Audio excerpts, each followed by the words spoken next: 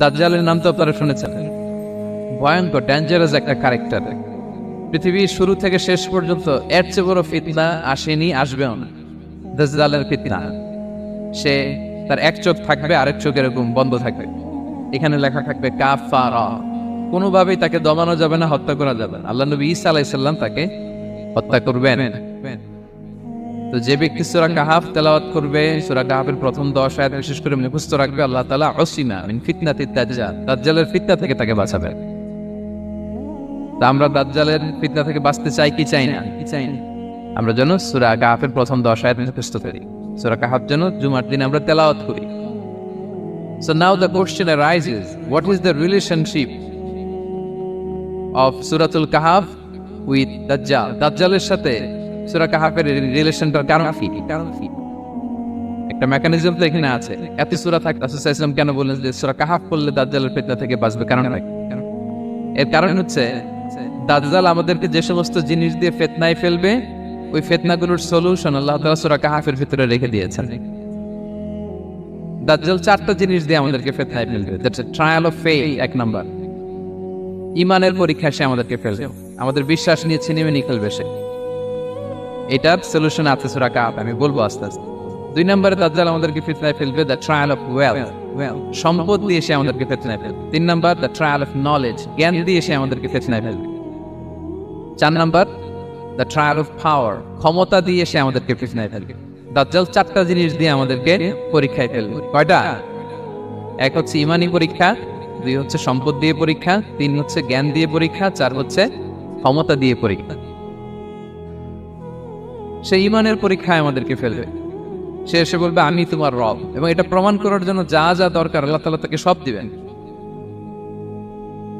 সে সব করতে পারবে। সে বলবে আমি তোমার রব। যদি বিশ্বাস না হয়, তোমার বাবাকে যদি জীবিত করে বিশ্বাস করবে, অনেকে বলবে হ্যাঁ আমার আব্বাকে জীবিত করে দেখান, তো তার বাবাকে ঠিকই সে জীবিত করে ফেলবে। আসলে শয়তান তার বাবার সূরত নিয়ে সামনে দাঁড়াবে, আরে তাই তো, এটাই তো আমার বাবা, এটাই তো আমার দাদা। মানুষ ফিতনায় পড়ে যাবে, ঈমানের ফিতনায়। সে ভাববে আসলে এটাই বোধহয় আমার রব, এবং তাকে এত ক্ষমতা দেয়া হবে, তার ডান দিকে থাকবে জান্নাত, বাঁ দিকে জাহান্নাম, তার কাছে আল্লাহ এটা দিবে। যে তার কথা শুনবে তাকে সে জান্নাতে ঢুকাবে, কিন্তু জান্নাতে ঢুকে সে জাহান্নামের শাস্তি ভোগ করবে। এটা তার বাইরের মানুষ বুঝবে না, অ্যাপারেন্টলি এটা জান্নাত। আর যে তাকে মানবে না, তাকে সে জাহান্নামে ফেলবে, কিন্তু জাহান্নামে ঢুকলেও সে জান্নাতের নাজ নেয়ামত ভোগ করবে। তাহলে এই যে ঈমানের ফিতনায় সে ফেলে দিবে আমাদেরকে। তো ঈমান কি করে বাঁচাবো, এটা সলিউশন আমি শোনাবো আপনাকে। 2 নম্বরে সে আমাদেরকে সম্পদ দিয়ে ফিতনায় ফেলবে। যার যা লাগবে সে তাই দিতে পারবে, যা লাগবে। সে যদি আকাশকে বলে আকাশে বৃষ্টি দাও, যাকে তারা মানবে ওই এলাকায় বৃষ্টি হবে, সুজলা সুফলা শস্য শ্যামলা হবে সে সমস্ত এলাকা, ফল মূলে ভর্তি হবে, বরকত আর বরকত। আর যে এলাকার লোকেরা, জনপদের লোকেরা তাকে মানবে না, সে বলবে ওখানে বৃষ্টি হবে না, হবে ওখানে খরা, দুর্ভিক্ষ, মাটি ফেটে চলছে, মানুষ না খেয়ে যাবে, মহামারী, দুর্ভিক্ষ দেখা দেবে। তখন বিশ্ববাসী মনে করবে এটাই বোধহয় আমাদের রব। তার মানে সম্পদ দিয়ে ফিতনায় ফেলে দিবে। 3 নম্বর হচ্ছে নলেজ, তার জ্ঞানের কাছে গোটা বিশ্ব হার মানবে। পূর্বের পরের যত জ্ঞান আছে সব আল্লাহ তাকে দিবে। ইলমুল আউয়ালিন ওয়াল আখিরিন, এমন কোনো প্রশ্ন নেই যেটা দিয়ে তাকে আটকানো যায়। যাই জিজ্ঞেস করবেন সব জানতা, সব বলে দেয়। ভবিষ্যৎবাণী বলে দিবে, বলবে আগামীকাল ওইখানে অমুক দেশে বোমা বিস্ফোরণ হবে ওইখানে, ওখানে দুর্ভিক্ষ হবে, ভূমিকম্প হবে। সে যা বলবে তাই নেই। তার জ্ঞানের এই বহর দেখে মানুষ ফিতনায় পড়ে যায়। 4 নম্বর হচ্ছে দ্য ট্রায়াল অফ পাওয়ার, ক্ষমতা। তার ক্ষমতার সামনে সবকিছু একেবারে ছিন্ন বিচ্ছিন্ন হয়ে যাবে, এত ক্ষমতা হবে তার। সে যেমনটি বলবে তেমনটি করতে হবে। বাতাসের চেয়ে দ্রুত বেগে সে এক দেশ থেকে আরেক দেশে চলে যাবে। তো তার এই সমস্ত অলৌকিক ক্ষমতা দেখে মানুষ ফিতনায় পড়ে যাবে। এবং এই ফিতনার এই পরীক্ষার মুহূর্তগুলোতে মানুষ কিভাবে নিজেকে ধরে রাখবে তার সলিউশন আল্লাহ তাআলা সূরা কাহফে দিয়েছে। এই 4টা ফিতনা থেকে বাঁচার জন্য আল্লাহ সূরা কাহফে 4টা ঘটনা উল্লেখ করেছে। কয়টা? 1 নম্বর হচ্ছে আসহাবে কাহফ, যুবকদের ঘটনা, 7 যুবকদের ঘটনা। ঈমান কি করে বাঁচাবেন, সলিউশন ওখানে। সম্পদের ফিতনা থেকে কিভাবে নিজেকে বাঁচাবেন, এজন্য একজন বাগানওয়ালার ঘটনা আল্লাহ শেখালেন। জ্ঞানের ফিতনা থেকে কি করে বাঁচবেন, এজন্য আল্লাহ তাআলা মুসা আলাইহিস সালাম এবং খিজির আলাইহিস সালামের ঘটনা সেখানে উল্লেখ করেছেন। আর ক্ষমতার ফিতনা থেকে কি করে বাঁচবেন এটা বোঝানোর জন্য আল্লাহ তাআলা যুলকারনাইনের ঘটনা উল্লেখ করেছেন। চারটা ফিতনা থেকে বাঁচার জন্য কয়টা ঘটনা? চারটা ঘটনা। আমরা তাহলে একটা একটা করে ঘটনা শুনি, আমরা একটু উদ্ধার করার চেষ্টা করি যে কি কি সলিউশন আল্লাহ তাআলা আমাদের বাতাস দিলেন। এক নম্বরে হচ্ছে আসহাবে কাহাফের ঘটনা। এটা 250 খ্রিস্টাব্দের সময়কালে রোমান সাম্রাজ্যের একজন বাদশা ছিল, নাম দাকিয়ানিয়াস, প্রতাপশালী বাদশা, পৌত্তলিক, মূর্তির পূজা করতেন। ঈসা আলাইহিস সালাম বিদায় নিয়েছেন 200-250 বছর হলো। তো সব নবীর ধর্মই কিন্তু ইসলাম, যদিও আমরা নাসারা বলি, ইয়াহুদি বলি, সব নবীদের ধর্মই কি ইসলাম। তো তিনি ছিলেন পৌত্তলিক, মূর্তির পূজা করত। আর তার এলাকায় কেউ যদি ঈসা আলাইহিস সালামের নাম নিত, আখিরাতে বিশ্বাস করতো, আল্লাহ বিশ্বাস করতো, তাদেরকে তারা পাথর মেরে হত্যা করত। এজন্য ভয়ে কেউ ঈসাই ধর্মে ঈমান আনত না, মানে ইসলামে ঈমান আনত না। এই রাজার ভয়ে সবাই মূর্তির পূজা করতেন। কিন্তু 7 জন যুবক ছিল, তারা স্রোতে গা ভাসিয়ে দেয়নি, স্রোতের বিপরীতে তারা ঈমান নিয়ে দাঁড়িয়েছে। তারা ঈসা আলাইহিস সালামের রেখে যাওয়া সত্য ধর্মের উপর ঈমান এনেছে, আখিরাতে তারা বিশ্বাস করত। এই 7 জন যুবকের কথা ছড়াতে ছড়াতে রাজা দাকিয়ানুসের কাছে চলে যায়। উনি তো রেগে মেগে ডেকে পাঠালো 7 জনকে। তাদেরকে জিজ্ঞেস করলো, তোমরা কাকে মানো? বলতেছে এক আল্লাহকে মানি। সাহসী, খুবই সাহসী। বলতেছে তুমি কি জানো তোমরা কার সামনে কথা বলতেছো? আমি তোমাদেরকে মৃত্যুদণ্ড দিতে পারি। তারা বলে দেন, কিন্তু আমরা সব বিসর্জন দিলেও ঈমান বিসর্জন দিতে পারবো না। সুবহানাল্লাহ। তুমি বললে তোমরা যুবক মানুষ, রক্ত গরম, আবেগে কথা বলতেছো, 3 দিন সময় দিলাম, যাও যাও, ঈসার নাম ভুলে যাও, আখিরাত ভুলে যাও, আল্লাহর নাম ভুলে যাও। 3 দিন পরে তোমাদেরকে আবার ইন্টারভিউ নেব। ওই দিন যদি একই কথা বলো, পাথর মেরে 7 জনকে দুনিয়া থেকে উড়িয়ে দিতে। তারা চলে গেল। এবার 7 বন্ধু মিলে পরামর্শ করতে লাগলো, কি করতে পারি আমরা, এই গুণেধর সমাজকে আমরা কিভাবে বাঁচাবো। এই পৌত্তলিকতার ছবল থেকে এই ইফসিস নগরীকে বাঁচাবো কি করে? নগরীটার নাম ছিল ইফসিস নগরী। বর্তমানে এটা তুরস্কের ইজমির শহরে অবস্থিত। এখনো জায়গাটা প্রত্নতাত্ত্বিকদের ইয়েতে এটা সংরক্ষিত, এখনো টুরিস্টরা যায়। তো তারা বললো, আমরা ঈমান বিসর্জন দিব না, যদি আমরা ওদের কথা মেনে নিই আমরা তো মুশরিক হয়ে গেলাম। চলো আমরা এক কাজ করি, আমরা এলাকা ছেড়ে দেব। এই 7 যুবক আল্লাহর উপর ভরসা করে তারা বাড়ি ঘর আত্মীয় স্বজন সব ছেড়ে দিয়ে লোকালয় ছেড়ে দূরে একটা পাহাড়ের ভেতরে আশ্রয় নিল। পাহাড়ের ভেতরে একটা গুহা ছিল, এই গুহা কি আরবিতে বলে আল কাহাফ। কি বলে? এই সূরার নাম কি? সূরাতুল কাহাফ। তো তাদের সাথে সাথে একটা কুকুরও যাচ্ছিল। তারা বারবার তাড়িয়ে দেওয়ার চেষ্টা করতেছিল কুকুরটাকে যাতে না যায়, কিন্তু এই কুকুর শুধু কান্না করে তাদের সাথে যাওয়ার জন্য ঘেউ ঘেউ করতেছিল। এই কুকুরটাকেও সাথে নিলেন। ভালো মানুষদের সাথে থাকলে কি হয় দেখেন, এই কুকুরের কথা, যেহেতু 7 জন ইমানদারের সাথে একটা কুকুর ছিল, এই কুকুরের কথা আল্লাহ সূরাতুল কাহাফে উল্লেখ করে দিয়েছে। ওয়াকালবুহু বাসিতুন যিরাআইহি বিল ওয়াসি। তো তারা ভিতরে গেল, যে প্রচন্ড ক্লান্ত, তারা ঘুমিয়ে পড়ল। কি করলো? এই এক ঘুমে আল্লাহ 309 বছর কাটাই দিলেন। কয়শো 9 বছর? 9 বছর ঘুম, সব ঘুম, প্রচন্ড ঘুম যেন আর কাটে না। 309 বছর পরে এরা জাগিল। এখন খুব ক্ষুধা, ঘুমে আর মোর ভাঙতেছে। আর একজন জিজ্ঞেস করতেছে, কি লম্বা সময় ঘুম দিলাম বোধ হয় আমরা? একজন বলতেছে, হ্যাঁ মনে সারাদিনই ঘুমাইছি আমরা। আরেকজন বলতেছে, না না সারাদিন না, দিনের কিছু অংশ হয়তো ঘুমাইছি। আসলে কয় বছর ঘুমাইছে? 309 বছর। তো এদিকে সভ্যতার তো চেঞ্জ। এখানে ওই দাকিয়ানুস মরে, এর ছেলে মরে, এর নাতি মরে, পুতি মরে, এখন 6ষ্ঠ নম্বর রাজা আসছে।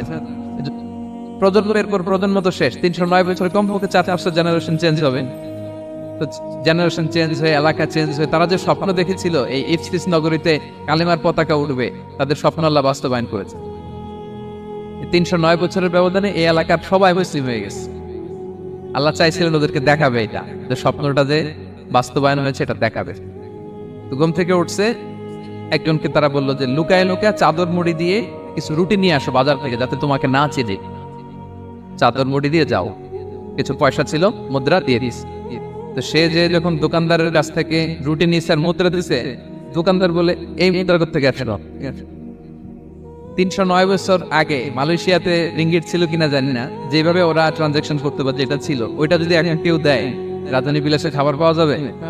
হ্যাঁ হ্যাঁ। তো রুটিওয়ালা বলে তুমি বর্তমান সময়ের মুদ্রা দাও, এটা দিচ্ছ কেন? বলতেছে এটা তো বর্তমান সময়ের মুদ্রা। বলতেছে এই যে মুদ্রার মধ্যে দেখো কোন সালের সিল দেওয়া, এটা তো শত শত বছর আগে। বলতেছে কি বলে শত বছর আগে? আমি তো আজকে সকালেই বাজার করলাম, ওই বাজার করে যে টাকাগুলো ছিল ওইটাই তো পকেটে। বলতেছে বলে কি, নিশ্চয়ই তুমি গুপ্তধনের সন্ধান পেয়েছো, হিডেন ট্রেজার। বলো, মানে তার সাথে এদের কথাবার্তা কিছু মিলতেছে না।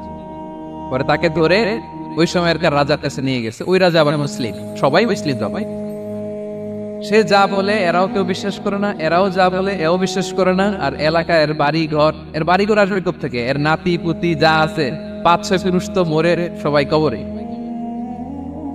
তখন তার কথা শুনে সবাই অবাক। তো এটা মিলানোর জন্য তারা 309 বছর আগে দাকিয়ানুস বাদশার সরকারি যে নথিপত্র, ওই পুরাতন ছিঁড়া নথিপত্র তারা বের করলো। বের করে দেখেন ঠিকই দাকিয়ানুস নামে এক বাদশা ছিল, আর অনেক শত শত বছর আগে মোস্ট ওয়ান্টেড 7 জন যুবক ছিল যাদের ব্যাপারে এক্সিকিউশনের অর্ডার ছিল। এখন দেখে তারা অবাক। লম্বা ঘটনা আমি শর্ট করে বলতেছি। পরে সবাই মিলে তাকে সহ ওই গুহায় গেলেন। গুহায় যাওয়ার পরে সে বাকিদেরকে ডাকতে গুহার ভেতরে ঢুকলো। আল্লাহ তাআলা 7 জনকে ওইখানে মৃত্যু দিয়ে দিলেন। চিরকালের জন্য এই 7 জন ঘুমায় পড়ল। আর এলাকাবাসী রাজা সহ ওইখানে তারা একটা মসজিদ নির্মাণ করল। This is the story of Ashabe কাহাফ।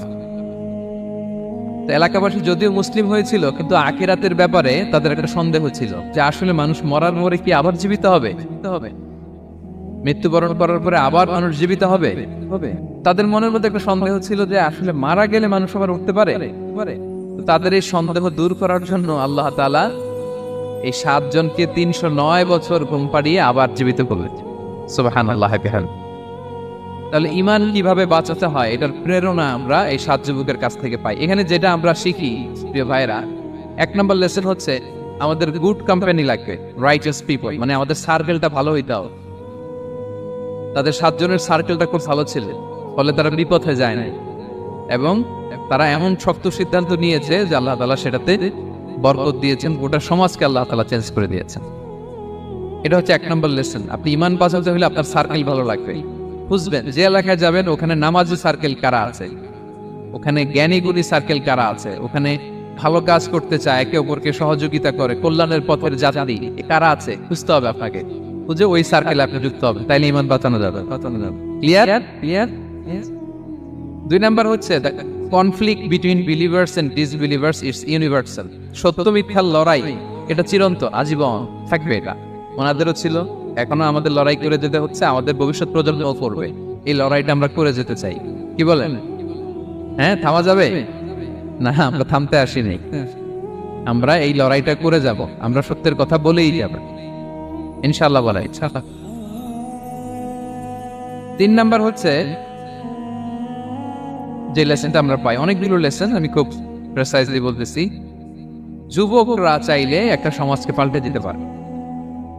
এই পৃথিবীতে যত বড় বড় বিপ্লব হয়েছে এগুলো যুবকরা এনেছে। তারা হচ্ছে সভ্যতা গড়ার কারিগর। আসহাবে কাহাফ আমাদের এই সময়ের নওজওয়ানদের জন্য প্রেরণা, তারা আমাদের জন্য প্রেরণার বাতিঘর। তারা যেমনি ঈমানকে রক্ষা করেছে, আমাদের যুবকরা চাইলেও তাদের ঈমানি চেতনাতে স্পিরিট দিয়ে সমাজটাকে পাল্টে দিতে পারে। কি বলে? এখানে বেশিরভাগই তো যুবক। হ্যাঁ, গুড সার্কেলে থাকবেন তো আপনারা? সত্যের পক্ষে সবাই থাকবেন তো? আল্লাহ তাআলা কবুল করুন। আচ্ছা, এবার 2 নাম্বার ছিল সম্পদের ফিতনা, কিভাবে বাঁচবেন।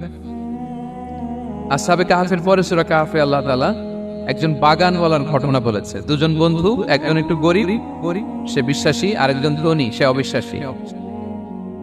তাকে আল্লাহ তাআলা বিশাল বড় খেজুরের বাগান আর আঙ্গুরের বাগান দিয়েছেন, বিশাল বড়, অনেক বড় বিজনেস ম্যাগনেট। তো এই সম্পদের অহংকার সে করত। সে প্রায় তার গরিব বন্ধুকে বলতো যে তোর চেয়ে আমার সম্পদও বেশি, সন্তানও বেশি, জনবল বেশি, লোকবল বেশি, অর্থবল বেশি, সব বেশি। অহংকারে তার পা মাটিতে পড়তো না। আর সে আখিরাতে অবিশ্বাস করত, এবং সে বলতো যে এই সম্পদ আমারে বাঁচাবে, চিরকাল আমাকে স্মরণীয় করে রাখবে, এই সম্পদ কোনোদিন যাবে না। অনেক বড় বড় ধনীরা আছে, তারা এরকম মনে করে যে আমি এত বড় সিআইপি, হ্যাঁ, আমি এত বড় বিজনেস ম্যাগনেট, এই দিন বোধহয় আর চেঞ্জ হতে পারে না। আমার আজীবনই বোধহয় এত পাওয়ার থাকবে, এত সম্পদ থাকবে। এটা ভুল ধারণা। এটা কি ভুল ধারণা? এই যে তুরস্কে দুর্ভিক্ষ হইল না, আপনারা দেখছেন না যে অনেক সম্পদের মালিক বাড়ি ঘর ভেঙে রাস্তার পকেট, এখন ওই যে রিফিউজিদের জন্য যে খাবার আসছে ওখানে লাইনে দাঁড়াইছে, কারণ একটি লাইনে না দাঁড়ালে খাবারও তো মিলবে না।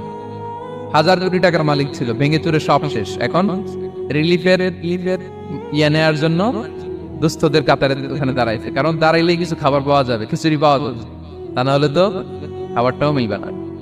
এই যে বঙ্গবাজারে আগুন লাগলো আমাদের বাংলাদেশে, 20টা-25টা দোকান ছিল অনেকের যাদের অন্যান্য বিজনেস আছে তারা হয়তো সার্ভাইভ করতে পারতেছে, কিন্তু এমন অনেক ব্যবসায়ী ছিল সব শেষ, জ্বলে পুড়ে তার টাকা পয়সা পুঁজি সব সব শেষ।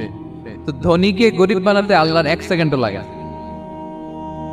ওই বিশাল প্রাসাদ থেকে টেনে ভাঙ্গা থালা হাতে দিয়ে রাস্তায় নামাইতে আল্লাহর কয় সেকেন্ড লাগে বলেন তো? 1 সেকেন্ডও লাগে না।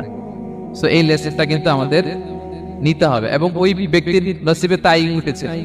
সে যখন অহংকার করতেছিল, আল্লাহ তাআলা আকাশ থেকে একটা আগুন পাঠালেন। ওই আগুন এসে তার আঙ্গুরের বাগান, তার খেজুরের বাগান, বিশাল মাইলকে মাইল এই বাগান জ্বালিয়ে পুরে মুহূর্তের মধ্যে সারখার হবে, এবং মুহূর্তের মধ্যে সে পথের ভিখারি, ফকির। এই ঘটনাটা এনে আল্লাহ তাআলা সম্পদশালীদেরকে রিমাইন্ডার দিলেন যে এই সম্পদের ফিতনায় তোমরা পড়ে যেও না। আমরা সম্পদশালী হলে বাস্তবতা অনেক সময় ভুলে যাই। সূরাতুল হুমাজাতে আল্লাহ তাআলা বলেন, ইয়াহসাবু আন্না মালাহু আখলাদা। সম্পদশালীরা মনে করে এই সম্পদ আমাকে চিরকাল বাঁচিয়ে রাখবে, চিরকাল বোধহয় এই সম্পদ আমার হাতে থাকবে। না, এটা হাতের ময়লা, আজ আছে কাল নাই, যে কোনো সময় চলে যেতে পারে। এটা হচ্ছে ম্যাটেরিয়ালিস্টিক আউটলুক, বস্তুবাদী চিন্তা থেকে এই আমাদের ধনী ভাইদের এই সমস্যাটা হয়, ভোগবাদী চিন্তার প্রভাব আর কি। সম্পদ যখন হাতে থাকে ধরাকে সরাজ্ঞান করে, মনে করে যে সবই আমার কন্ট্রোলে। না, আপনারে ওই গরিবের কাতারে আনতে, ওই রিলিফের সম্পদ নেয়ার জন্য ওই লাইনে দাঁড় করাইতে আল্লাহর 1 সেকেন্ডও লাগে। এটা খেয়াল রাখতে হবে। আমরা যখন প্রাইভেট কারে চড়ি, মাঝে মাঝে অনেকে এসে হাত পাতে, এদেরকে ছোট করা যাবে না। গল্পটা আল্লাহ ভিন্ন করতে আল্লাহর 1 সেকেন্ডও লাগে না। ওইদিকে আমি দাঁড়ায় হাত পাততাম আর উনি প্রাইভেট কারে বসে থাকতো, আল্লাহ চাইলে করতে পারতেন না, পারতেন। তো এখান থেকে আমাদের জন্য শিক্ষা হচ্ছে সম্পদ এটা ক্ষণস্থায়ী, আজ আছে কাল নাই, এটা ক্ষণস্থায়ী, এটাকে এভারলাস্টিং মনে করা যাবে না। এভারলাস্টিং হচ্ছে আখিরাত। ওয়ালাল আখিরাতু খায়রুল লাকা মিনাল উলা। আখিরাত তোমার জন্য দুনিয়ার চেয়ে শ্রেষ্ঠ। এবং আল্লাহ তাআলা দৃষ্টান্ত একটা দিয়েছেন যে দুনিয়ার জীবনটা হচ্ছে কামা, ওই পানির মতো যেটা আনজালনাহু মিনাস সামা, আকাশ থেকে নাজিল করেছি। ওই পানি ক্ষেতের মধ্যে পড়ে ফসল, ফুল ফসল হয়েছে। এরপরে যখন ফসল কাটা হয়, ওই ক্ষেত খামার এগুলো তৃণলতা হয়ে যায়, ভুসির মতো হয়ে যায়। তখন বাতাসের ঝাপটায় একবার এদিকে যায়, একবার ওদিকে যায়। অনেক লম্বা উপমা, আমি সংক্ষেপে বললাম।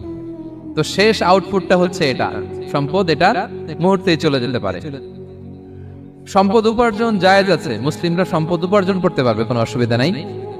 আপনি যদি ধনী হন এটা ভালো, ফলে আপনি যাকাত দিতে পারবেন, অসহায় দুস্থদের সহায়তা করতে পারবেন, কন্ট্রিবিউট করতে পারবেন। আপনি সম্পদ হাতের মুঠোয় নেবেন, কন্ট্রোল করবেন, কিন্তু এই দিকে স্থান দিবেন, দ্যাটস ইট, তাহলেই হবে। আমরা সম্পদ কি করতে পারবো? উপার্জন করতে পারবো, কিন্তু হৃদয়ে স্থান দিতে পারবো না। হৃদয়ে স্থান থাকবে আখিরাতে। এই মাইন্ডসেট যদি আপনি গড়ে তোলেন, তাহলে সম্পদের ফিতনা আপনি কখনো পড়বেন না। এই পয়েন্টটা কি ক্লিয়ার? ক্লিয়ার। 3 নাম্বার ফিতনা ছিল কিসের ফিতনা দেখি কে বলতে পারেন?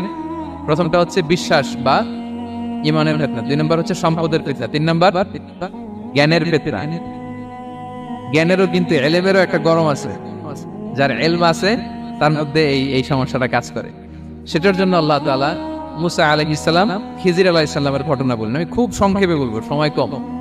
মুসা আলাইহিস সালাম হচ্ছে বনি ইসরাইলের নবী, আর খিজির আলাইহিস সালাম কেউ বলেছেন নবী, কেউ বলেছেন আল্লাহর ওলি। আসলে আরবিতে ওনার নাম খদির, আমরা বাংলায় বলি খিজির। খদির মানে সবুজ। উনি যে কোনো জায়গায় বসলে ওখানে মরা গাছ, লতা পাতা এগুলি সবুজ হয়ে যেত। অনুর্বর এলাকার উপর দিয়ে হেঁটে গেলে ওটা উর্বর হয়ে যেত। তো মুসা আলাইহিস সালাম একবার ওয়াজ করতেছেন এইভাবে বনি ইসরাইলের সামনে, খুতবা দিচ্ছেন। হঠাৎ এক লোক দাঁড়ায় বলে, ইয়া নবী আল্লাহ, মান আ'লামু ফিল আরদ, বর্তমান পৃথিবীতে সবচেয়ে জ্ঞানী কে? মুসা আলাইহিস সালাম বলেন, ফাকালা আনা, আমি। কি বললেন? উনি আসলে ভুল কিছু বলেন নাই, কারণ প্রত্যেক জামানার নবীকেই আল্লাহ তাআলা সবচেয়ে বেশি জ্ঞান দিয়ে পাঠান, কারণ তার কাছে ওহীর জ্ঞান আসে। অদৃশ্যের খবর আসে, ইলমুল গায়ব আসে, কিন্তু এই উত্তরটা আল্লাহ তাআলার পছন্দ হয় না। আল্লাহ তাআলা চাচ্ছিলেন মুসা যদি বলতো আল্লাহ তাআলাই জানে কে জ্ঞানী বা আল্লাহই সবচেয়ে জ্ঞানী, এরকম হলে ভালো হতো। কিন্তু মুসা আলাইহিস সালাম কি বলছে? আমি আমি একজন প্রশ্ন করলো সবচেয়ে বড় জ্ঞানী কে, উনি কি বললেন? আমি। এই যে আমি এটাতে ঝামেলা আছে। আমি বড়, আমি জানি, আমি সব, দিস ইজ প্রবলেমেটিক। আল্লাহ এটা পছন্দ করলেন না। আল্লাহ তাআলা মুসা আলাইহিস সালামকে বললেন, মুসা তুমি যে বলছো তুমি জ্ঞানী, না তুমি জ্ঞানী না, তোমার চেয়ে বড় জ্ঞানী আছে। ঈসা আলাইহিস সালাম বলে তাই নাকি, আমার চেয়ে বড় জ্ঞানী কে? তো আল্লাহ তাআলা বললেন, ইযহাব ইলা মাজমাইল বাহরাইন, দুই সাগর বা দুই নদীর মিলনস্থলে যাও, ওখানে আমার এক বান্দা আছে তোমার চেয়েও জ্ঞানী। মুসা আলাইহিস সালাম বললেন তাই নাকি? তো আল্লাহ আমি কিভাবে চিনি উনি কোথায় থাকে, কিভাবে বুঝবো? আল্লাহ বললেন একটা বড় মাছ নাও, এটাকে ফ্রাই করো, এটাকে ফ্রাই করে একটা ঝুড়ির ভেতরে নাও, যেখানে এই মাছটা সাগরে ঢুকে যাবে ওখানে আমার বান্দাকে পাবে। তো উনি ওনার সহযোগী ইউশা ইবনে নুনকে নিয়ে হাঁটতে লাগলেন। হাঁটতে হাঁটতে এক জায়গায় ক্লান্ত হয়ে পাথরের পাশে বিশ্রাম নিলেন। ওই পাথর থেকে আবার এক ধরনের পানি বের হয়, এই পানিটারে বলে আবে হায়াতের পানি, মা উল হায়াত, জীবন নদীর পানি। এই পানি কোনো মৃত প্রাণী বা বস্তুর গায়ে লাগলে ওটা জীবিত হয়ে যায়। তো ওনারা পাথরে হেলান দিয়ে বিশ্রাম নিচ্ছিলেন, ওই পানি ওই ফ্রাই করা মাছের গায়ে লাগার সাথে সাথে মাছ জীবিত হয়ে ঝুড়ি থেকে বের হয়ে সাগরে ঢুকে গেছে। ওনারা আর খেয়াল করেন। এরপর আবার হাঁটতে লাগলেন। হাঁটতে হাঁটতে যখন ক্লান্ত তখন বলে, এই ইউশা আমাদের ওই মাছ ফ্রাই মাছটা দাও, এখন খাই। ঝুড়ি খুলে দেখে মাছ নাই। মাছ গেল কোথায়? তখন ইউশা বলল, হয়তো আমরা যে পাথরের ওখানে বিশ্রাম নিয়েছিলাম ওখানে আমরা বিশ্রাম, ওখানে হারাই গেছি, চলো চলো, আরে ওইদিকে তো যেতে হবে আমাদের। উনি গেলেন, যে দেখে মাছ যে জীবিত হয়ে বালুর দিকে নড়াচড়া করতে করতে সাগরে ঢুকে গেছে, ওখানে দাগ আছে। মুসা আলাইহিস সালাম ঢুকলেন সুরঙ্গ, ঢুকে দেখে চাদর গায়ে দিয়ে এক লোক শুয়ে আছে। সালাম দিলেন, আসসালামু আলাইকুম। ওই লোক চাদর আর সরায় না, ভিতর থেকে বলতেছে ওয়ালাইকুম আসসালাম। তো চাদরের ভিতর থেকে উনি বলে, মানান তুমি কে? মুসা আলাইহিস সালাম বললেন, আনা মুসা, আমি মুসা। উনি বলেন, মুসা বনি ইসরাইল, বনি ইসরাইলের মুসা? বললেন হ্যাঁ। কেন এসেছো? এবার চাদর খুললেন, বলতেছে আপনার কাছ থেকে কিছু শিখতে আসছি। আল্লাহ বলছে আপনি নাকি সবচেয়ে বড় জ্ঞানী। আমি ভুল করে বলে ফেলছিলাম আমি, আল্লাহ বলছেন যে আপনি নাকি জ্ঞানী। বলতেছে না, তুমি আমার জ্ঞান নিতে পারবা না, ওই ধৈর্য শক্তি তোমার নাই। মুসা আলাইহিস সালাম বললেন যে আপনি যে কোনো শর্তে আমাকে একটু রাখেন কয়েকদিন, আপনার সাথে আমি রাজি। বললেন না তুমি পারবা না। মুসা আলাইহিস সালাম জোর করতে লাগলেন। অবশেষে খিদির আলাইহিস সালাম রাজি হলেন। বললেন শর্ত হচ্ছে আমি যাই করি আর না করি আমাকে কোনো প্রশ্ন করা যাবে না। মুসা আলাইহিস সালাম বললেন ওকে। সফর শুরু হলো। সামনে নদী, এক লোক তাদের নৌকা দিয়ে নদী পার করাই দিল। নদী পারাপারের পর খিজির আলাইহিস সালাম লাঠি দিয়ে নৌকার তলাটা ছিদ্র করে দিলেন। মুসা আলাইহিস সালাম বললেন ইন্নালেন, এটা আপনি কি করলেন? ওরা আমাদেরকে নদী পার করে দিল, আর যে ভাড়াটা আসছিল এটাও নিল না, আমাদেরকে সম্মান দেখলো, আপনি নৌকা ছিদ্র করে দিলেন। খিজির আলাইহিস সালাম বলছে, এই যে আমি বলছিলাম না তুমি ধৈর্য ধারণ করতে পারবে না, যাও তোমার রাস্তায় তুমি আমার রাস্তায়। মুসা আলাইহিস সালাম আবার ক্ষমা চাচ্ছেন যে আপনি আমার ক্ষমা করেন, আমি তো ভুলে গেছি। আর প্রশ্ন করবেন। চলতে লাগলেন।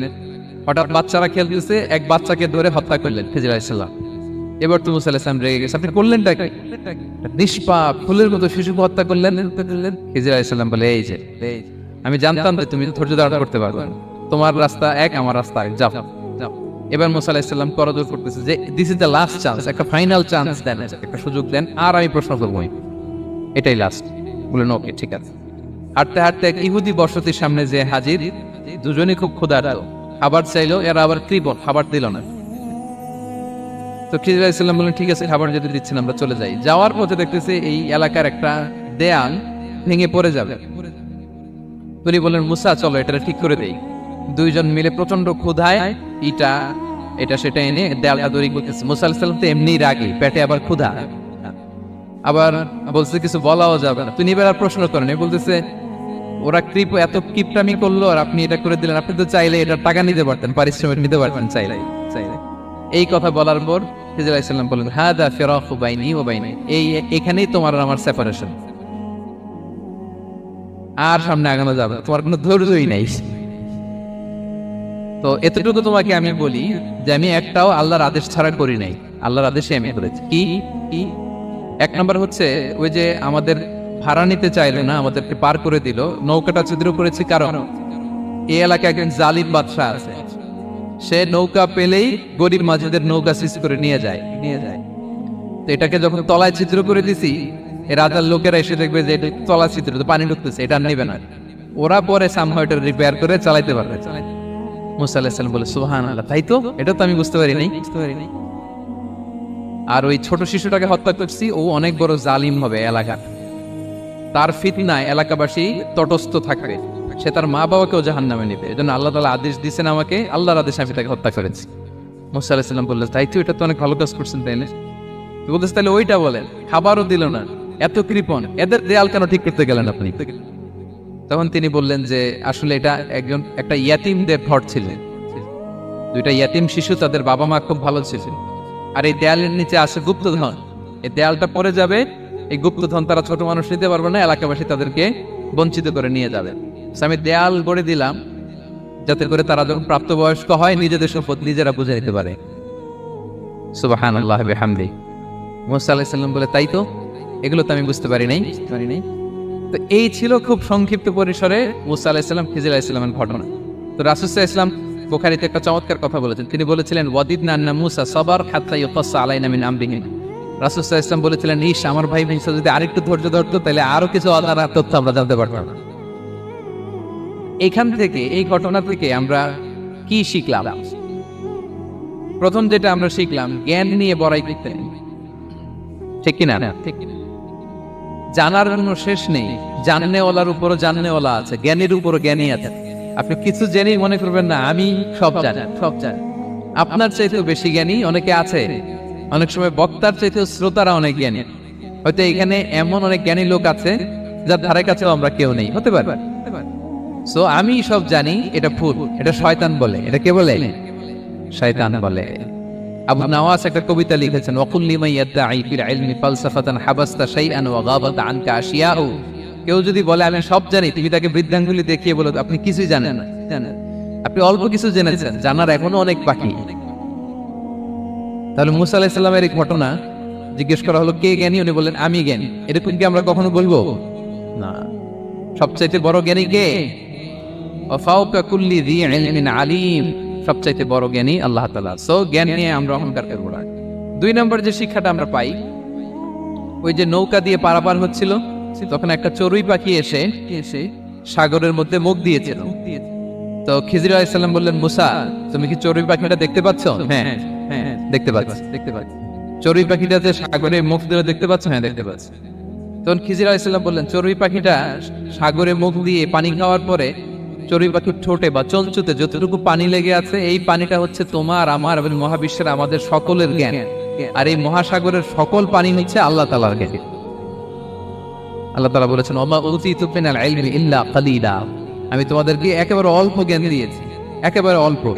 এই রহস্যে ঘেরা এই মহাবিশ্বের অনেক কিছু আমাদের অজানা। প্রিয় ভাইরা, আমরা অনেক কিছু জানি না, আমাদের এই লিমিটেড নলেজে এগুলো ধরে না। তারপর আমরা জ্ঞানের বড়াই করি। আপনারা উপমাটা বুঝতে পারছেন? একটা নৌকা থেকে চড়ুই পাখি ঠোঁট দিয়ে পানি খাচ্ছে, পানি খাওয়ার পরে স্বভাবতই চড়ুই পাখির ঠোঁটে একটু পানি তো লাগবে। খিজির বললেন যে এই পানিটা হচ্ছে তোমার, আমার, পৃথিবীর সবার জ্ঞান। আর এই সাগরের বাকি পানিগুলো কার জ্ঞান? এবার বুঝতে পারছেন আল্লাহ তাআলার জ্ঞানের পরিধি। আমরা জ্ঞান নিয়ে যেন কখনো কি না করি, বড়াই না করি। জ্ঞান 2 ধরনের, একটা বাহ্যিক জ্ঞান, একটা অন্তর্নিহিত জ্ঞান। External knowledge, internal knowledge. আমরা যখন কোরআন হাদিস পড়ি আমাদের বাহ্যিক জ্ঞান অর্জন হয়। কোরআন হাদিস পড়লেই আপনি জ্ঞানী হয়ে যান। এটা কোরআন হাদিস পড়তে হয়, এটা ডাইজেস্ট করতে হয়, এটার উপর আমল করতে হয়। এই জ্ঞান অর্জন শেষে এরপরে আল্লাহর প্রিয় বান্দাদেরকে আল্লাহ অন্তরে ইলমের নূর দেন, ইলহাম দেন। That is the knowledge, that is the pure knowledge. আপনি হাফেজে কোরআন হয়ে ভাবেন আপনি সব জানেন, আপনি বুখারী মুখস্থ করে ভাবেন না সব জানেন। এই সব জ্ঞান অর্জন করার পরে ইলমের নূর হাসিল হয়, সেটা আল্লাহ সবার দেয় না। সো এই অন্তর্নিহিত জ্ঞান, দূরদৃষ্টি, farsightedness, that is the pure knowledge. এটার জন্য বছরের পর বছর, যুগের পর যুগ সাধনা করতে হয়। সেটার জন্য এই জ্ঞান অর্জনের জন্য 3টা জিনিস করতে হয় ইলমের নূর অর্জনের জন্য। কয়টা? 1 হচ্ছে বিনয়, 2 হচ্ছে সফর, 3 হচ্ছে সবর। আবার বলি, 1 হচ্ছে বিনয়, 2 হচ্ছে সফর, 3 হচ্ছে সবর। আল্লাহ তাআলা আল্লাহর নবীকে তাওরাত দেওয়ার পরেও আরো ট্রেনিং সেশন করাইছেন খিজির আলাইহিস সালামের কাছে। যাও, ওনার কাছে গেলে তুমি ছোট হবা, উন্নত হবা। জ্ঞান যদি আমি নিতে চাই আমাকে ছোট হইতে হবে। ধরেন একটা গ্লাস থেকে একটা খালি গ্লাসে পানি ঢালবো, তো যেটাতে নেওয়া হবে এটা উপরে থাকলে হবে? যে গ্লাসটার মধ্যে পানি আছে এটা উপরে থাকবে, ওইটা ব্ল্যাঙ্ক গ্লাসের মধ্যে পড়বে। আপনি নলেজ এলেম নিতে চাইলে আপনাকে নিচে থাকতে হবে, উনি উপরে থাকবেন।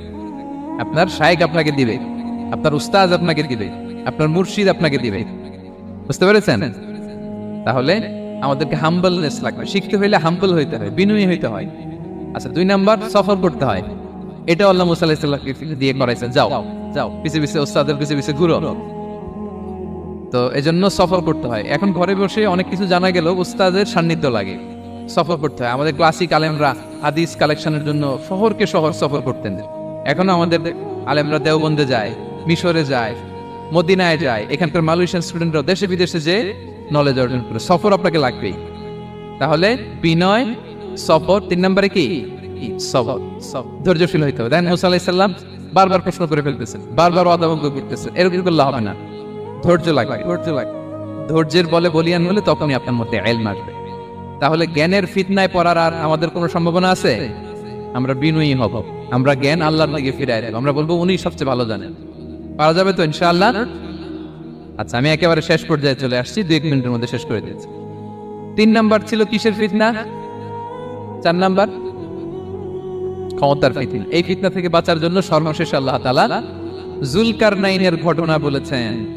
অনেক বড় বাদশা ছিলেন, পৃথিবীতে 4 জন বাদশা গোটা বিশ্ব শাসন করেছেন। 2 জন কাফির, 2 জন মুমিন। কাফির একজন হচ্ছে নমরুদ, যিনি ইব্রাহিম আলাইহিস সালামকে আগুনে ফেলেছিলেন। আরেকজন হচ্ছে বখতেনাসার, যাকে ইংরেজিতে বলে নেবুচারনেজার দ্য সেকেন্ড, দ্বিতীয় নেবুচারনেজার। তারা কোনো নির্দিষ্ট এরিয়ার বাউন্ডারির বাদশা না, গোটা বিশ্বের বাদশা ছিলেন এই 2 জন কাফির। আর 2 জন বাদশা ছিলেন গোটা বিশ্বকে শাসন করেছেন, তারা ছিলেন মুমিন। একজন হচ্ছে সুলাইমান আলাইহিস সালাম, আল্লাহর নবী। আরেকজন হচ্ছে যুলকারনাইন, গোটা বিশ্ব শাসন করেছেন, প্রাচ্য থেকে পাশ্চাত্য সব জায়গায় তিনি গিয়েছেন, ইসলামের বাণী প্রচার করেছেন, জালিমদেরকে শায়েস্তা করেছেন। তো এরকম দিক বিদিক তিনি জয় করতেছিলেন। অনেকে যুলকারনাইনকে আলেকজান্ডার দ্য গ্রেটের সাথে গুলিয়ে ফেলে না। ম্যাসিডোনিয়াতে যে আলেকজান্ডার দ্য গ্রেট ছিল, উনি আর যুলকারনাইন এক নন। যুলকারনাইন হচ্ছে আল্লাহ তাআলার প্রিয় একজন বান্দা, অনেক বড় সাহসী বীর পুরুষ ছিলেন, গোটা বিশ্বে ইসলাম প্রচার করেছেন। করতে করতে করতে করতে অনেক বড় ঘটনা, আমি সব শেষের ঘটনাটা বলি। উনি জর্জিয়া, বর্তমান যে জর্জিয়ার তিবলিসি এরিয়া, এখানে এসে একটা এলাকার সন্ধান পেলেন, যারা আমাকে এসে বলল যে এখানে একটা জঙ্গলি গ্রুপ আছে যাদের নাম ইয়াজুজ মাজুজ, তারা এসে আমাদের উপর হামলা করে। হে যুলকারনাইন, আমরা আপনাকে ট্যাক্স কালেক্ট করে দিচ্ছি, আপনি তাদের মাঝে আর আমাদের মাঝে একটা প্রাচীর তৈরি করে দেন। আপনারা ইয়াজুজ মাজুজের নাম শুনেছেন না? ইংরেজিতে বলে গগ ম্যাগগ। নূহ আলাইহিস সালামের 4 সন্তান ছিল, হাম, সাম, ইয়াফাস, কানাআন। এই ইয়াফাসের বংশধর হচ্ছে ইয়াজুজ মাজুজ, জঙ্গলি, হাজার হাজার শুধু বংশ বিস্তার করে। তারা এসে লোকালয়ে মানুষের উপর আক্রমণ করে, তাদের গবাদি পশু এগুলো ছিনিয়ে নেয়, ফলমূল খেয়ে ফেলে। তো যুলকারনাইন বাদশার কাছে যখন বিচার দেওয়া হলো, উনি বললেন ঠিক আছে, তোমাদের ট্যাক্স দেয়া লাগবে না, তোমরা শারীরিক পরিশ্রম করে আমাকে সাহায্য করো। তো উনি বর্তমানে হচ্ছে এক পাশে কৃষ্ণ সাগর, ব্ল্যাক সি, আরেকদিকে কাস্পিয়ান হ্রদ বা কাস্পিয়ান সাগর, এর মাঝখানে 1200 কিলোমিটার লম্বা মাউন্টেন রেঞ্জ, পাহাড়ি এরিয়া। আপনারা গুগলে দেখবেন। এইখানে 2 পাহাড়ের মাঝখানে ফাঁকা জায়গায় তিনি বড় বড় লোহার পাত প্রচিত করলেন, গেড়ে দিলেন। এরপরে তামা, সীসা গালিয়ে বিশাল একটা ওয়াল তৈরি করলেন। এটা যুলকারনাইন উনার বানানো ওয়াল বা ড্যাম, প্রাচীর। এখন আর ইয়াজুজ মাজুজ আসতে পারে না, ওরা আর আসতে পারে না।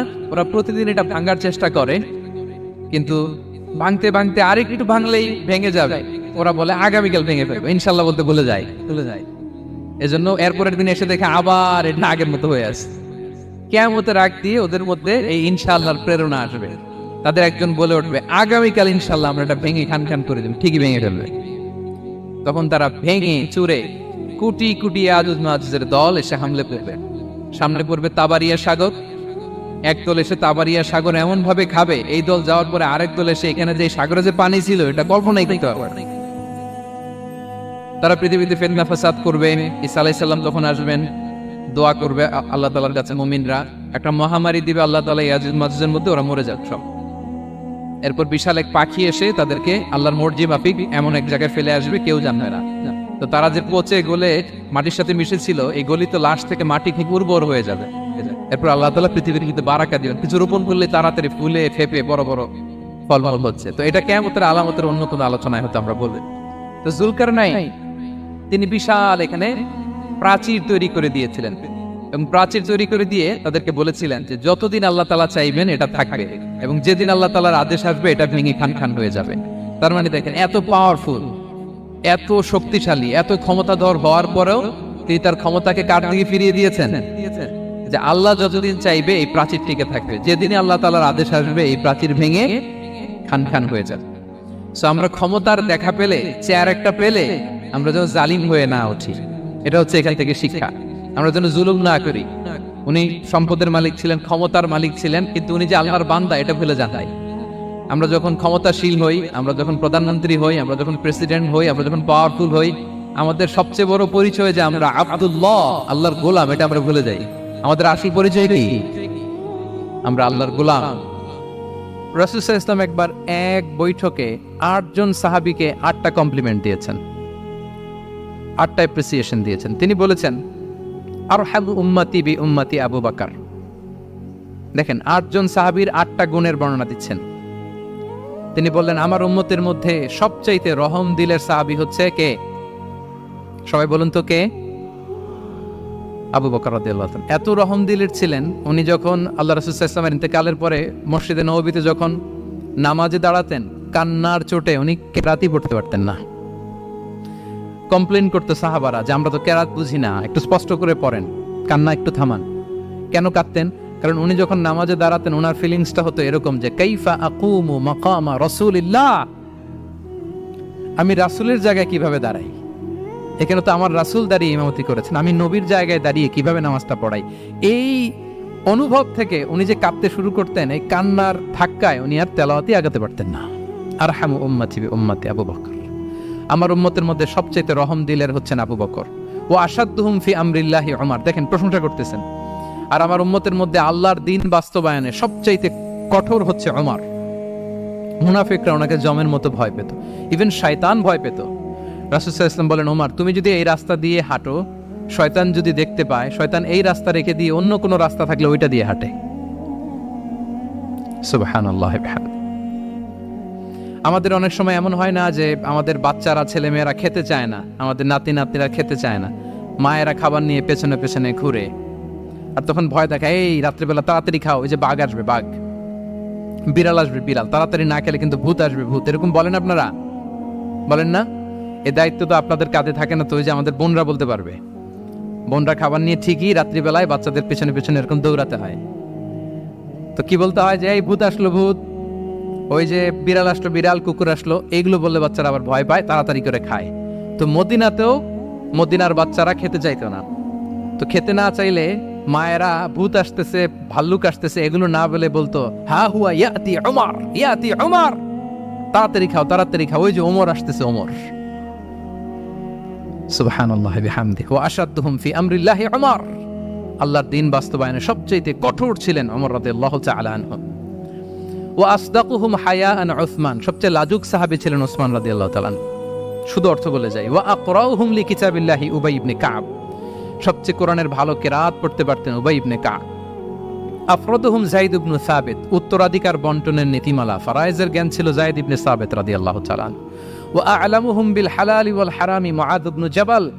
এই উম্মতের হালাল হারামের স্পেশালিস্ট সাহাবী হচ্ছেন মুআদ ইবনে জাবাল।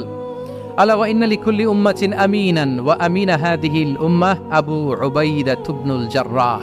সব উম্মতের একজন বিশ্বস্ত লোক থাকে, এই উম্মতের সবচাইতে বিশ্বস্ত লোক হচ্ছে আবু উবাইদা ইবনুল জাররাহ। দেখেন, 8 জন সাহাবীর 8টা গুণের কথা বললেন। আচ্ছা, রাসূল সাল্লাল্লাহু আলাইহি ওয়াসাল্লাম যখন সাহাবীদের প্রশংসা করেছেন, ওই সাহাবীদের কেমন লেগেছে বলেন তো? ফিলিংসটা ভালো লেগেছে না? হৃদয়ে জুড়িয়েছে, ইন্সপায়ার্ড হয়েছেন, মোটিভেটেড হয়েছেন, আরো ভালোর প্রতিযোগিতা কি করে করা যায়। সাহাবীদের মধ্যে সবচাইতে সুরেলা গলার কণ্ঠের অধিকারী ছিলেন আবু মুসা আল-আশআরী রাদিয়াল্লাহু তাআলা আনহু।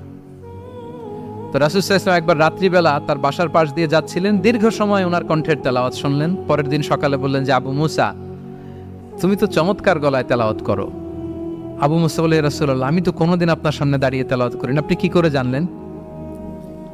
রাসূল সাল্লাল্লাহু আলাইহি ওয়াসাল্লাম বললেন, গত রাতে তুমি যখন তেলাওয়াত করছিলে আমি তোমার ঘরের পাশ দিয়ে যাচ্ছিলাম, আমি মনোযোগ দিয়ে শুনেছি। আবু মুসা বলে, ইয়া রাসূলুল্লাহ, আপনি আমার তেলাওয়াত শুনতেছেন, ওইটা জানলে তো আমি ফজর পর্যন্ত তেলাওয়াত চালিয়ে যেতাম, হাত্তাল ফাজর আমি তেলাওয়াত চালিয়ে যেতাম ইয়া রাসূলুল্লাহ। আল্লাহ রাসূল সাল্লাল্লাহু আলাইহি ওয়াসাল্লাম তখন বললেন, লাকাদ উতিতা মিজমারান মিন মাযামিরি আলি দাউদ। হে আবু মুসা, দাউদ আলাইহিস সালামের গলায় আল্লাহ তাআলা যেমনি সুরের ঝংকার দিয়েছেন, এই উম্মতের মধ্যে তোমার গলায় আল্লাহ সেই সুরের লহরী ঢেলে দিয়েছে। বলেন, এই অ্যাপ্রিসিয়েশন যখন রাসূলের মুখ থেকে পাইলো কেমন লাগবে ওনার? বলেন। এখানে ধরেন আপনি কেউ হাফেজে কোরআন, শেখ সুদাইস যদি বলে যে মাশাআল্লাহ মাশাআল্লাহ আনতা কারিউল কুররা, আপনাকে যদি এটা বলে কেমন লাগবে আপনার?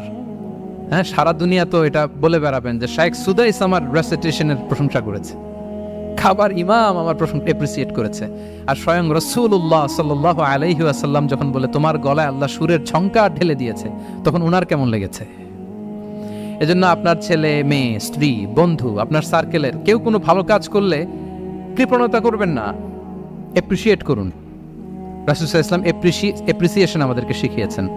ইভেন মুখাইরিক নামে এক ইহুদি ছিল, মদিনার সব ইহুদিরা বিট্রে করেছে, কিন্তু এই মুখাইরিক নামে এক ইহুদি উহুদের যুদ্ধে মুসলিমদের পক্ষে লড়াই করে নিহত হয়েছে। সে তার কথা রেখেছে। মুসলিম সাহাবীদের শহীদদের লাশের সাথে যখন এই ইহুদি তার লাশও আনা হলো, রাসূল সাল্লাল্লাহু আলাইহি ওয়াসাল্লাম তার দিকে তাকায় বললেন, মুখাইরিক খায়রু ইয়াহুদ, Mukhayriq is the best among Jewish. তিনি বললেন, মুখাইরিক, এই পৃথিবীতে যত ইহুদি আছে এখানকার ইহুদিদের মধ্যে মুখাইরিক হচ্ছে সবচেয়ে শ্রেষ্ঠ ইহুদি। দেখেন, মুখাইরিক কোন ধর্মের ছিলেন? মুসলিম নাকি? কোন ধর্মের? ইহুদি হওয়ার পরেও তাকে এপ্রিসিয়েশন করতে রাসূল সাল্লাল্লাহু আলাইহি ওয়াসাল্লাম ভুলেন নাই। তাহলে আমরা যেন এপ্রিসিয়েটিভ মাইন্ডসেটের অধিকারী হই। কটা গেল?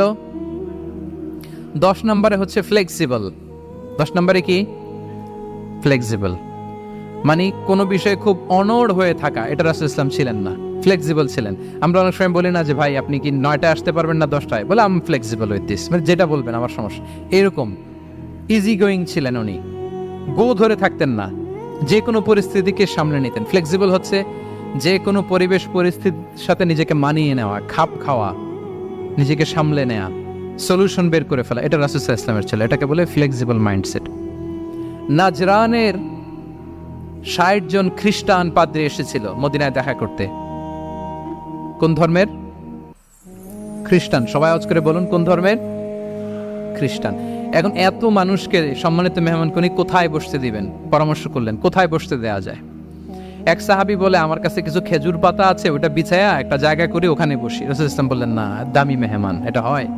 আরেকজন বলে, বিকেল বেলায় তো সূর্য পড়ে যাবে, পাহাড়ের ছায়ায় উহুদ পাহাড়ের ওই পাশে যেয়ে বসি। রাসূল ইসলাম বললেন, না, এটাও তো হয় না। বলতে বলতে ওই 60 জন পাদ্রী চলেই আসছেন এই মানে বিদেশি মেহমান, ফরেন ডেলিগেশন। কি করবেন? রাসূল ইসলাম 60 জনকে মসজিদে নববীর ভেতরে নিয়ে বসালেন। সুবহানাল্লাহ পড়তে পারলেন না? মসজিদে নববীর ভেতরে বসালেন। এবং সিরাতে ইবনে ইসহাকে এসেছে যে তখন ওদের আবার ইবাদতের সময় হয়েছে, রাসূল ইসলাম তাদেরকে ইবাদতের সুযোগ দিয়েছেন।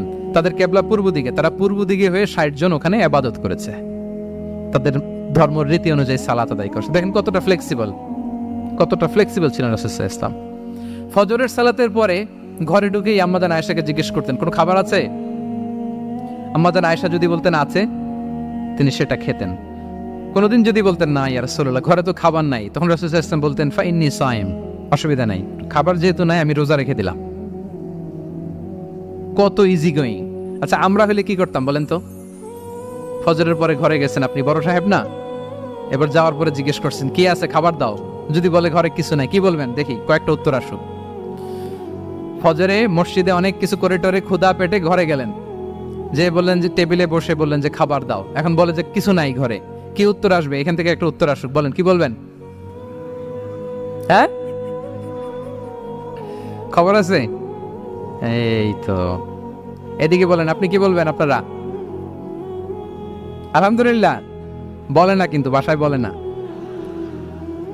পিছনে ভাবিরা আছে, এখন কিন্তু রিপোর্ট নেওয়া যাবে সহজে। তো যদি আমরা আলহামদুলিল্লাহ বলি, that is called easy going and flexible mindset. এটাই হওয়া উচিত। খাবার থাকলে খেতেন, না থাকলে বলতেন okay I am fasting, it's not a big deal, ফাইন্নী সাইম। যেহেতু নাই কেয়ার করবো, আমি রোজা রেখে দিলাম, এরকম ইজি গোয়িং ছিলেন। দেখেন, his life was so simple but so special. হ্যাঁ, মুহাম্মদ সাল্লাল্লাহু আলাইহি ওয়াসাল্লাম তাহলে ফ্লেক্সিবল ছিলেন। কয়টা গেল? আর কয়টা বাকি? আচ্ছা, 5 মিনিটে শেষ করে দেই। 11 নাম্বার হচ্ছে অপটিমিস্টিক মাইন্ডসেটের অধিকারী ছিলেন। অপটিমিস্টিক, প্যাসিমিস্টিক ছিলেন না, মানে ইতিবাচক চিন্তা করতেন সবসময়। সবসময় কি চিন্তা করতেন? আপনি আজকের এই হলরুমের কিছু ভুল ধরতে পারবেন না? যদি বলে যে কয়েকটা ভুল ধরেন, বলবেন যে এই সমস্যা, সাউন্ডের সমস্যা, ওইদিকে এটা নাই, ওইদিকে এটা নাই, এটা হচ্ছে ভুল। আপনি প্যাসিমিস্টিকটা ধরলেন। এবার যদি বলা হয় আজকের এই প্রোগ্রামের কয়েকটা পজিটিভ দিক বলেন, তখন আপনি কিন্তু কয়েকটা পয়েন্ট বের করতে পারবেন যে এটা ছিল একটা ইতিবাচক দিক, এই প্রোগ্রামের এটা ছিল একটা পজিটিভ দিক। তো রাসূল সাল্লাল্লাহু আলাইহি ওয়াসাল্লাম ওই পজিটিভ দিকগুলোতে ফোকাস করতেন। হ্যাঁ, come back positive, not go back negative. রাসূল সাল্লাল্লাহু আলাইহি ওয়াসাল্লামের কাছে এসে যদি কেউ বলতে, রাসূলুল্লাহ আমি খুব অসুস্থ, আমি খুবই অসুস্থ, রাসূল সাল্লাল্লাহু আলাইহি ওয়াসাল্লাম কি বলতেন জানেন? জি, রাসূল সাল্লাল্লাহু আলাইহি ওয়াসাল্লাম বলতেন লা বাসা আলাইকা তুহুরুন ইনশাআল্লাহ। ইয়া রাসূলুল্লাহ আমি অসুস্থ। রাসূল সাল্লাল্লাহু আলাইহি ওয়াসাল্লাম বলতেন আরে don't worry, it will cleanse up you from your sins if আল্লাহ উইশ। ইনশাআল্লাহ এতে তোমার যে গুনাহ টুনা আছে, পাপ আছে, এই পাপগুলোকে আল্লাহ তাআলা এই অসুস্থতা দিয়ে মোচন করে দিচ্ছেন। পড়েন সুবহানাল্লাহ। তাহলে আপনি অসুস্থতার মধ্যে একটু হালকা হলেন না, যে জ্বরে ভুগতেছি কিন্তু এই জ্বরে নাকি আমার গুনাহ মাফ হয়ে যায়। পেটের ব্যথায় আক্রান্ত, মাথা ব্যথায় আক্রান্ত, কিন্তু এটাতে নাকি আল্লাহ আমার পাপ মোচন করে দেয়, তাহলে একটু ভালো লাগবে না? তাহলে দেখেন, একটা কঠিন পরিবেশকে রাসূল সাল্লাল্লাহু আলাইহি ওয়াসাল্লাম সহজ করতেন। অসুস্থ শুনলেই লা বাস তুহুরুন ইনশাআল্লাহ, আর কিছু হবে না, আল্লাহ তোমার গুনাহ মাফ করে দিচ্ছে। অসুস্থ ব্যক্তি দেখলে মাথায় হাত দিয়ে দোয়া করতেন, আল্লাহুম্মা রাব্বান নাস আযহিবিল বাস ইশফি আনতাশ শাফি লা শিফাআ ইল্লা শিফাউক শিফাআন লা ইউগাদিরু সাকামা। উজ্জীবিত হয়ে যেত অসুস্থ ব্যক্তি। আমরা কি করি? আমরা কি করি? কাউকে অসুস্থ দেখলে, রোগাক্রান্ত দেখলে, ওই রোগে সবচাইতে কষ্ট পেয়ে যে মারা গেছে তার ঘটনা বলা শুরু করি। হায় রে ভাই, আপনার ক্যান্সার, আমার এক খালা ছিল ক্যান্সারের 4th স্টেজে চলে গেছিল, 14টা কেমো দেয়া লাগছে, এই যে ফিরিস্তি একেবারে ওনার দাফন কাফন পর্যন্ত। এখন বলেন, ওই লোক যাও সুস্থ ছিল, এখন আর সুস্থ থাকবে? কথা বলেন, থাকবে? একটা দিব্যি সুস্থ মানুষকে যদি আপনি বলেন ভাই আপনাকে দেখতে কেমন যেন একটু রোগা রোগা লাগতেছে, অসুস্থ নাকি? এরপরে প্ল্যান করে ধরেন আপনি বললেন, উনি আবার ওদিকে যাওয়ার পরে আরেকজনকে প্ল্যান করে বলতে বললেন, বললো ভাই ব্যাপার কি, চেহারাটা কেমন শুকনা শুকনা। এরকম 5 জন বলার পরে ওই বিকেলে কাঁথা গায়ে দিয়ে শুয়ে ফেলবে বিছানায়। তবে আপনি অসুস্থ এমনি বানাই ফেলছেন। কিন্তু রাসূলুল্লাহ সাল্লাল্লাহু আলাইহি ওয়া আলিহি ওয়াসাল্লাম উনি বলতেন লা বাস আলাইক তুহুরুন ইনশাআল্লাহ, আরে সুস্থ হয়ে যাবা। এজন্য দেখতে গেলে আপনি উৎসাহিত করবেন, বলবেন আরে ভাই আপনার তো খুব সুস্থ লাগতেছে। কে বলছে আপনি অসুস্থ? অসুস্থতার কোনো ছোঁয়াই তো আপনার মধ্যে নাই। হ্যাঁ, you are looking very fine, চমৎকার লাগতেছে আপনার, কে বলছে? তো ভালো হয়ে যাচ্ছেন। এটা বললে উনি আশা পায়। আর আপনি যদি ওই রোগে সবচেয়ে কষ্ট পেয়ে যে মারা গেল, এই ঘটনা যদি ওনারে শোনান, উনি বাঁচবে বলেন? তাহলে আমরা মানুষকে উৎসাহিত করব, অপটিমিস্টিক হব, প্যাসিমিস্টিক হব না। এবার বলুন, হুনাইনের যুদ্ধে, কুইজ, হুনাইনের যুদ্ধ কত হিজরিতে হয়েছিল? কত? 7ম, 8ম? হ্যাঁ, মাত্র 2-4 জন বলতেছে। আমাদের ওই যে হাসানা ফাউন্ডেশনের একটা সিরা অলিম্পিয়াড চলতেছে, এটাতে অংশগ্রহণ করতে হবে আপনাদের। আমরা প্রতিদিন একটা করে কুইজ জানান দিচ্ছি মানুষদেরকে, একেবারে সব মুখস্থ হয়ে যাবে ইনশাআল্লাহ। তাহলে 8ম হিজরিতে হাওয়াজিন বনু সাকিব গোত্রের বিশাল ব্যাটালিয়ন নিয়ে ওরা আসছে, এবং ওরা আসছে যে আমরা শুধু একা যাব না, আমাদের স্ত্রী বাচ্চা কাচ্চা, আমাদের যার ঘরে যত সম্পদ আছে সব নিয়ে মরুভূমিতে যাব। এটা নিয়ে যাব কেন? সবার মধ্যে যেন ইন্সপিরেশন আসে যে যদি আমরা হারি, আমরা সব শেষ, আমাদের সম্পদও নিয়ে যাবে। আর এগুলো রক্ষার জন্য হলেও মুহাম্মদের বিরুদ্ধে আমাদেরকে জয়লাভ করতে হবে। কি টেকনিক দেখেন! সব যখন নিয়ে দাঁড়াইছে বিশাল বাহিনী, এক সাহাবী এসে বলল, ইয়া রাসূলুল্লাহ, কালকে তো আমাদের খবর আছে, এই বাহিনীকে আমরা কি করে পরাস্ত করব? ইয়া রাসূলুল্লাহ, এসে দেখুন, পাহাড় থেকে দেখুন কত বিশাল বাহিনী। রাসূল সাল্লাল্লাহু আলাইহি ওয়াসাল্লাম দেখা মাত্রই বললেন, তিলকা গনিমাতুল মুসলিমিনা গাদান ইনশাআল্লাহ। আরবি যারা বুঝেন, যে it will be the war booty for the Muslim community tomorrow ইনশাআল্লাহ। আরে এগুলো তো আমরা সব গনিমত আকারে ব্যাগে কইরা মদিনায় নিয়ে যাব। এই যুদ্ধে জয়লাভ করে যা আছে এগুলো উটে করে ওয়ার বুটি হিসেবে মদিনায় নিয়ে যাব। বলার সাথে সাথে সাহাবীদের সব ভয় দূর হয়ে গেল, আবার প্রাণ ফিরে পেলেন, সজীব হয়ে উঠলেন, উজ্জীবিত হলেন। তাহলে আমরা অপটিমিস্টিক হব, আমরা ইতিবাচক চিন্তা করব।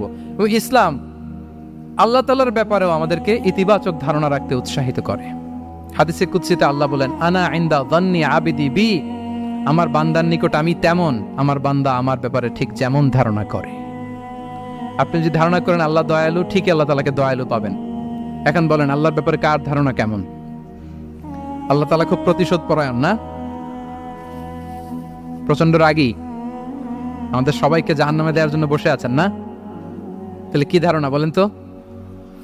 তিনি দয়াময়, তিনি মেহেরবান, তিনি আমাদেরকে অবশ্যই ক্ষমা করবেন, ঠিক কিনা বলেন? এই বিশ্বাস আল্লাহর প্রতি আমাদের সবার আছে তো? এই বিশ্বাস যদি থাকে, ঠিকই আল্লাহ তাআলাকে রহমান রাহিম হিসেবেই আপনি পাবেন। তাহলে আওয়াজ করে বলুন তো, এই নবরাত্রি হলকে উচ্ছ্বসিত করে আওয়াজ করে বলেন, আমরা সবাই অপটিমিস্টিক হব না পেসিমিস্টিক? অপটিমিস্টিক, ইতিবাচক হব। রাসূল সাল্লাল্লাহু আলাইহি ওয়াসাল্লাম অপটিমিস্টিক মাইন্ডসেটের অধিকারী ছিলেন। কয়টা গেল? লাস্ট হচ্ছে রেজিলিয়েন্ট। শেষ। I am going to conclude my speech today. Resilient হচ্ছে যাকে থামানো যায় না, আনস্টপেবল। সংকট কাটিয়ে ঘুরে দাঁড়ানোর সামর্থ্য যার থাকে তাকে বলে রেজিলিয়েন্ট।